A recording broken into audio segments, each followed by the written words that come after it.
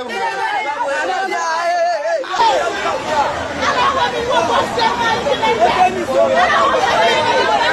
première fois, on voit ce genre de trucs. Rentrer dans nos maisons, nous piller et puis lancer des gaz lacrymogènes. Et ça, c'est normal. Ça, c'est pas normal, ça. Donc, on en a marre maintenant. On en a marre. S'il ne peut pas organiser les élections, il n'a qu'à quitter. Agnon, c'est fini. On en a marre. Et Moukeli Dumbu, il y en a fait tout, mais il y a la relative. Haremi Hurricane Fop, Bitoricon, partagez en vidéo. Parce que, hande ko nindo ella ni bitade hande ko nindo ella ni billade alpha konde yawno ha saison o felmuno siège IMDG o yibedo kadi golle ko be miji ko wadugol mi yeto ton do hunde wotre ko billaji nafsi biyadi mi wondi si en jodi ken suti ke CNRD e yeyi en voté o constitution ko be imposane he en ni sanay dum ha en tigri ande jaka en anduno en wadatano do hara ça va trouver que le trop tard a fait jouer son rôle commune ta jamala gine Mamadi Doumbouya e ala giselu penge bindirtake Mamadi Doumbouya o yibe empêcher Sidia Touré renouveler le gol pièce gi makoli undo foko lugol be fala pottingol Alpha e Sidia e ala giselu comme bebe kinta comme kambe be yada élection mi yertu munde wodre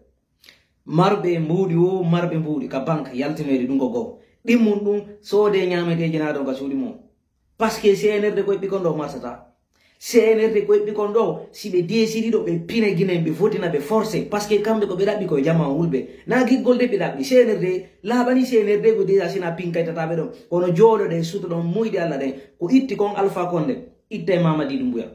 dum kadi ko wondo kadi takko mako kadi ittatamo ko neba kadi parce que jama la gino yidabe jama la gino fula ni bitar hande militaire be ben ala kayo bede so is Spartakiste be no etti ko e mabbe no tortire be en ko be nanga ton ko parce que fionu Aliouba ko dum do wono ye duubi din timmi Aliouba inni be halali ko no joniti salam ko imode darode dartole Aliouba wolo na dum o indi gine fami gine doji yo gine immo revendica droit mudon kaledi memmi do wono warede memmi do wono fellede himbe wolonobe innaynobe bobo feyirta tuba babe mum kono no fijira endinere mum ben on yibe hande ben ni wi kambe constitution be vote wi no hersinani be no hersinani ma billahi jango be fukka pubelo hay goto hajota ko be o yibe ko ayo yibe ko be na julbe ni goy amara kamara yetino indi o kanko mayde nden malamu gum ko dindidi ko dum o yeti o mayde nden ittata be ko lamudo terre à terre si don fala mi holla kadi preuve mum fok parce que no anda déjà o wolani do hay makoso kadi yaltuno kadi wodi dum kadi plateau o inni mi amara kamara yeti ba inni la akitugol lamu ngol e mayde mabbe no takondir cela veut dire que kambe be décidi kon mais be anda ko Allah won wawdon awado wala giselu wi ko restons mobilisés pour le grand combat qui nous attend parce que bedo be wawata jodade hore men hay si be légitime mo goydo guerre no burtu dude parce que jama on na Mamadi hidi jama o ida CNR na parti politique ko wonno ko inacceptable kaledi mede hande woni acceptable kaledi mede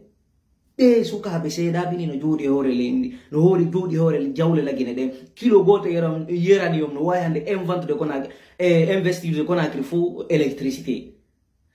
hande suka be seeda bini no jodi hore dum do ko meeda wadu no bonna jawle lagine de du dernier en date fond état de 700 milliards de francs guinéens et 1000 milliards de francs guinéens hala 4 à 6 tonnes d'or disparu entre le caveau de la banque et Dubaï dino hare alta ki femodo ene den jodi de suti benno buudi di be woni jonnude ko buudi be duwa gollude be jonnay ko yobiren école ji meden ko yobiren santé biji men buy ko dum buudi be on etro be jonnay do waden paayago e meden innen Mamadi no moƴƴi Mamadi fusu mo ga Mamadi fusu ko jawle lagine ni anno mo jonni mako mako ngayni kadi mo moƴƴi haray mede humpa guinéen no faadi hakkil Aliouba jodi on jodi ka Aliouba na adama kaso Aliouba fu on mo Aliouba wani Aliouba ko discours politique wadi Aliouba ko discours politique wadi be sikki do be empêcher la giselu responsable be empêcher Sidia Touré be empêcher Alpha Condé be sikki be resisa ta Mamadi Doumbouya be on no yida do be sokoyte hara goto yaltino tawe be nangete kadi parce que nyaawore la gindi hollina fal ko be wadde baba dum do alors que non so yibe grâce dadis be yaltini be sikko de jama yekiti ko fe ko 1er décembre record alors que dum no fop mudum meden ngandi fop mudum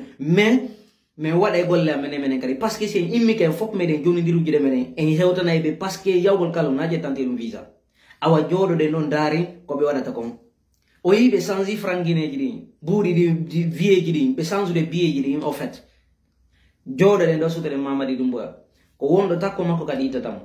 no ittiri non alpha konde ko non kankat o andi de balado fo mamadi ala walde kapale don holi dum kawala billahi mamadi ala no walde kapale mamadi kaka iri joni walde parce que o yeta ma karamu ko juma ko yeti no mo inni son acci congrès de son wadi hare lamu mangu yani ungogo di munu be yeti no be inni si a wali ko pale kapale kadi be mbapatama alors ki dem baldo fo hare mun na ko pale no walde mi andi na no so ngandaro awa jodo de kadi suto do ngorata kon kadi jodo de suto do ngorata kon si alla jabi to uta mamadi dum ko onda takko mako parce que entourage mabbe on déjà no felit armée fop lanni monade hay gol ko yala ka yobede buuri din ko population on adi jonne fiye be soutene mo prometi wobbe hay garde corps be on be takko mako mi anda ko combien de milliards o jonnalbe nini Spartakism no ni sini parce que kanko Mohamed Sangari be ni sen ko be tortirani fonike menge billo ba e saaji jonnu no wontari be hande sokola parce que be andi hande si tay undo wayliti ke yare kamme ko be nangete be ware déjà tode parce que yare déjà ko be immini robe adi dundo alors que non me avertise do jama so de nyamete jinado parce que c'est le memminde do gereji be memminde do gereji mi yeti non do piji seda i sadakaji di naydi do yirsude be ukka e der gayle ko contre tout opposition awami avertisa do mo afamo mo senerde be imposi ko be wada ko hande kadi lutti be ukkay to no yaltore o be ala tefude si tay tum be nabi gota i marso wi be nabi tay toujours konon aw be jokiri awado ko ka fen wonde ndoni c'est rati do hare en légitime mamadi dumbuya en yoy ko wada parce que c'est ini do oui on cela veut dire hare so aro i fello go bibbe mede en haluta so are wel fera go len enen kadi ko fero yo ko so ke wo ma ko be wadi o yi maison centrale jonari ni darne de Conakry ka on hay koya be darni to maison centrale on so wola de ndaw yo be darni to kambe na himbe be mayu be koya ma pidi be ko darnu go maison centrale alors que no mi wola do no mi précise mo